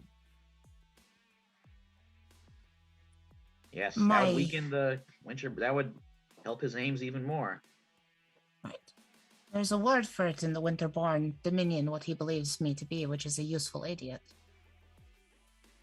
So, but you are now surrounded by clever people, and we have just figured out a possibility of what he is planning to do. And if he is planning this, it is very clever, and I would say ghosting him, as you put it, might be our best option. Oh, then we head up the river. Did I already have the meeting with Tomasz Nux about funding then, or? Yeah, we can say you had it that morning. Okay. She just didn't want to have it that night, but yeah, basically asking for money and arms for her troops, you know? Oh, yeah, he definitely agrees, so. Yeah. All right, so I think with that, you guys pile onto the ship. Oh, Kiva? Yes, can we put this statue in storage in one of the warehouses? Like rent out the space and then let a messenger know to Timius von Stahl where to find it. Oh, absolutely. We have urgent business with regarding Yana that we need to attend to. Ooh, okay. Yeah, you send a messenger to deliver that to him. And yeah, with that, you ghost him. You head over onto the Wise Salmon, sail down the river with all of your new friends and new crew. It's a big boat, and the refugees have been set off. They're now safe in Katzenberg. There's plenty of room for all like the new soldiers, the squirrels, the capybaras, the doctor. Finn, your whole troop is riding on there. And the wolf mercenaries? This is a packed boat. Oh, of course the wolf mercenaries are there. Lady Speckle and her outlaw band is still there. Yeah, it's a packed. Well, don't worry, it's a big boat. Everybody fits on it, so it's. What all happened good. to Olga? Is Olga with us? Yeah, she's like your knight, which you like. I mean, she's gonna go with you, so yeah, she's on there too. Absolutely want Olga and her squad and Alexi with us. Yeah, so your knight and squire are there. And would Nan stay in Katzenberg herself? What's that? Would Nan stay in Katzenberg or come with us? Ooh, I kind of want to do a scene with you and Nan, which I think we'll do at the beginning of the next one because I think it might get a little complicated. So I'm gonna mark that down now. Okay. So I've got Lady Speckle, 40 wolf mercenaries, Lady Olga, Alexi, my squire. So that's just her people. Yep. I mean, it's a big ship. And then you also got the doctor, Seamus's squirrels, Seamus's capybara bodyguards. The merry mendicants. Yes, and the merry mendicants with all of them. And then Kiva, if you want to bring some of your crows along. No. Nope, they're staying in Katzenberg to be safe. Staying in Katzenberg. I left the money. Nice. Yeah, they'll be comfortable there. It'd be weird if I left the wolf mercenaries behind. This is kind of their thing. Oh yeah, absolutely. Oh, don't leave them behind. You all hop on the Wise Salmon. Oh, and you still have Aisling O'Mara, like the pirate who was helping to captain pilot the boat. And pets. And your pets too. Your spider. I love how we're just getting this big, beautiful animal. Oh yeah, I mean, and there's Galahad the goat, and there's the Bloody Baron's boar. Don't forget about those two. And Michelle the Mouflon's in there too now, as well as the dancing spider. What a show we have! Yeah, dancing spider is always. what a show! This Dark Forest. Who I've lovingly named Terra the Tarantella Tarantula. Oh boy, you guys all in the beautiful, the Wise Salmon. You sail down this river. It's pretty close to winter night. It'll probably be like winter night by the time you arrive. The snow is falling. The river is just starting to freeze up, but it's still going pretty good. So you got the white water, snow-covered trees on both sides, and you're sailing on down. And then pretty soon, up ahead, you can see the spires of Talk. These beautiful, candy cane-esque, elaborate spires and onion-style domes and like crazy clock towers of this amazing city of inventors, alchemists, and wizards, which is where we're going to pick up for the final 3 episodes of the Dark Forest. The first one is going to be, I'm going to take a week off. First one is going to be on the 21st. I don't have a name for it yet. Or wait, maybe I do. I did think of some. Give me just a second. I might have a name for it. Talk is cheap? Talk is cheap. That's actually a really good name. It is okay. So the 5th arc is entitled "The Dream of Peace," and yeah, actually, the first episode is called "The Ticking Town of Talk." So we'll be back for the Ticking Town of Talk in 2 weeks' time. Please stay tuned. Are we doing level ups? We should do level ups. You're right. I totally forgot. My bad. Let's start. We'll go the way we did introductions. Kiva, did you get any level ups? Topple a tyrannical or dangerously overbearing figure. Yes. Gaspar Gore is toppled. As well as got rid of the Grinner. Yes. Evil villain destroyed. So yeah, take that one. For chaos, and then for thrills, escape from certain death or incarceration. Yes. Just surviving that fun house of horrors. You did it. That trap alone would have done it. Yep. So 2 advances. How much damage would the trap if I had failed done to me? Oh, probably another 3. Oh, that would have killed me. Oh boy. I'm so glad you rolled high on that the dodge one there. Me too. Ooh. Finn. Okay. Discovery. Advance when you encounter a new wonder, ruin, or ruin in the forest. Would you say the carnival would be a... Yeah, I can count that as a wonder. All right. Yeah, and don't worry, talk is a wonder as well. It's this crazy city, so the more is coming when you arrive. And then the other? Advance when you escape from certain death or incarceration. Thrills. Yes, the evil funhouse with certain death. Alrighty. Okay, Yana. Well, we already covered chaos. Yeah. So revenge is advance when you cause significant harm to my foe or their interests. She's really getting a lot of money for her cause. Yeah, I'd go for that. Okay. She secured a firm ally with Thomas Nuck, so sure. Cool. Yeah, because she had a move that I didn't even bring up, which was the I bring you move, where like technically I can ask for a favor, but the favor was already covered. So, there's really no reason to bring up the move that was already happening. Oh, sure. But yeah. All right. Seamus. All right, so chaos is a given. Mm-hmm. And we have greed. Advance when you secure a serious payday or treasure. We did get paid 10 value. That's true. Yeah, serious payday. So you got, wow, I think everybody got all of them today. Wow, incredible. Yeah. Everybody got the 2. Oh, Fitting man. for our last episode of an arc. Yeah, very true. All right, well, super excited for the City of Talk and Winter Night. Happy holidays to all. That's a little bit off, but I think they'll be. I don't think we're gonna do an actual like full-on Christmas episode, but it'll be like a Christmas kind of theme going on in the arc. I feel like we had to have a Halloween one, very similar with Christmas in Talk or Winter Night in this world.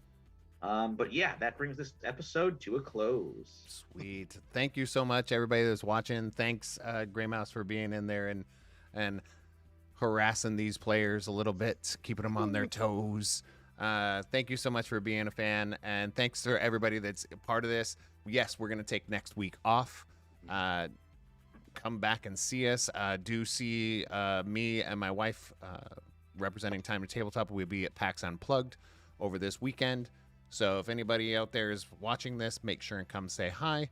We'll be roaming around and playing random games with random people and people we know too.